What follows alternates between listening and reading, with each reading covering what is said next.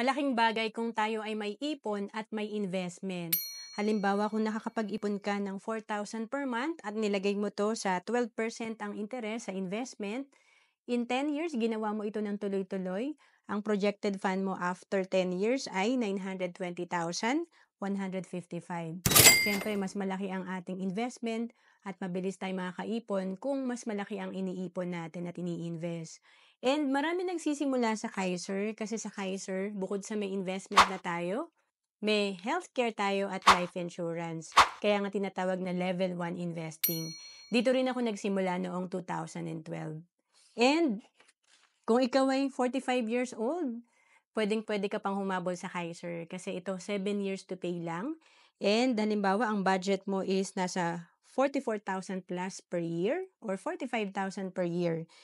In 7 years, ang total na binayaran mo nasa 308,000 lang. And ang projection nito after 20 years, pag edad mo ng 65, 874,000. And pag edad mo ng 70, 1.4 million. To know more about Kaiser, message mo lang ako sa FB, Ann Celis Capistrano.